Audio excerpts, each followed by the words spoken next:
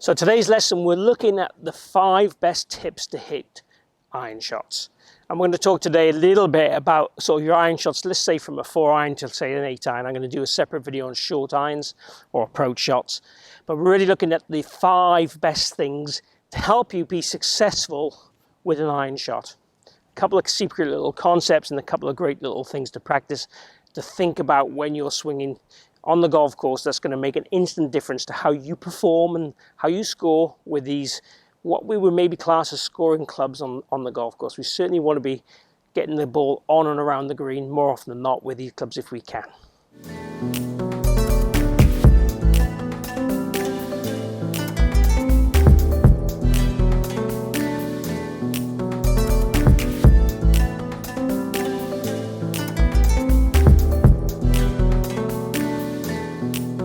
So the first thing I'm going to talk about is when people get a longer iron out, they tend to panic and think, oh my God, this is hard.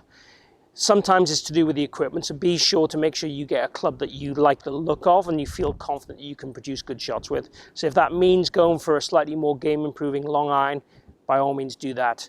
Don't be so macho that you don't take that as a kind of option. Secondly, when people tend to get a longer iron out, like a 4-iron, they tend to feel, oh my God, this is massively different to my 6-iron, and they try and swing a little bit differently. In terms of the key positions and the key numbers, we're looking for exactly the same things with a 4-iron as you would do a 6-iron.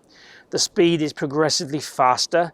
I don't think that's something that's conscious. I think that's an unconscious thing. The club is longer, there's less loft in the club, there's no other differences.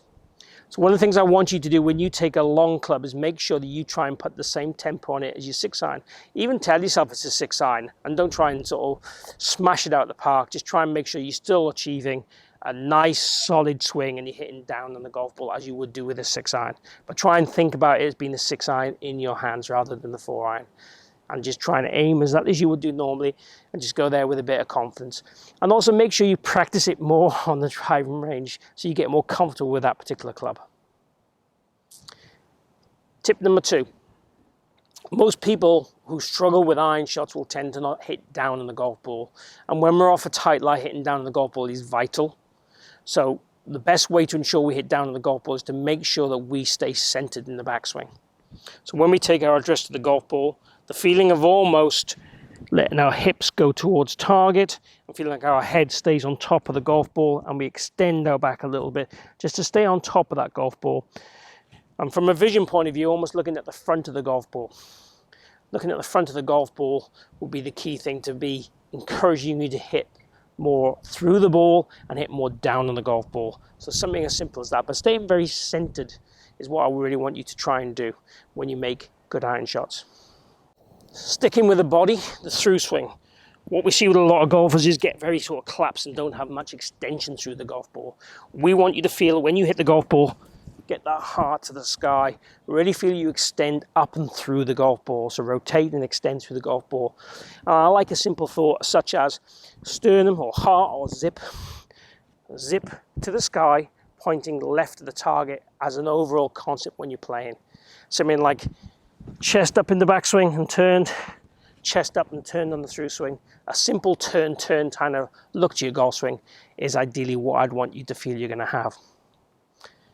Tip number 4, putting force into the handle. Again, if we extend the body properly, this starts to happen more naturally for sure.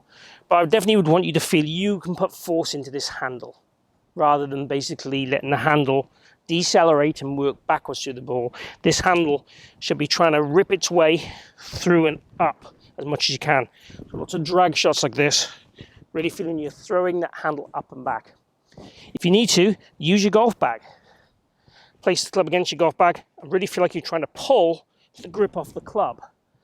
Pull it off the club as you work through the golf ball. But it's pulling up and round and in is the perfect action to get the force into the handle to help you deliver that strike correctly on the golf ball.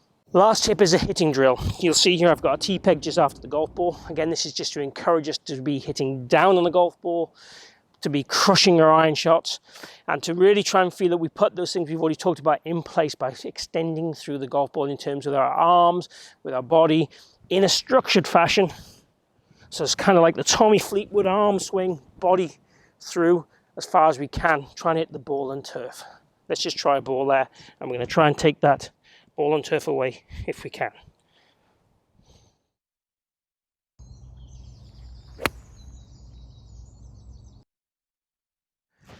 Nice divot, T-peg disappeared, exactly what I was looking for. And again, that would be my concept stroke thought on the golf course.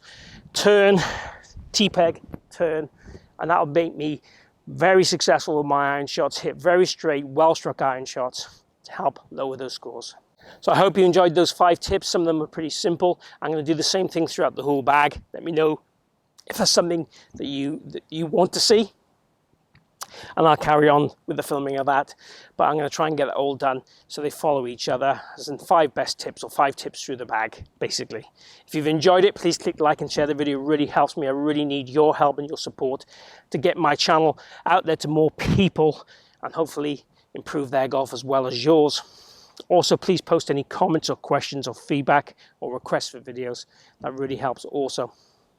Lastly, if you would subscribe or follow me and hit the notification button, it's all for free, and it means and you get told every time I release a video by YouTube, and it also means that YouTube think my channel is popular and more successful, so they post more about my channel for me, which helps also.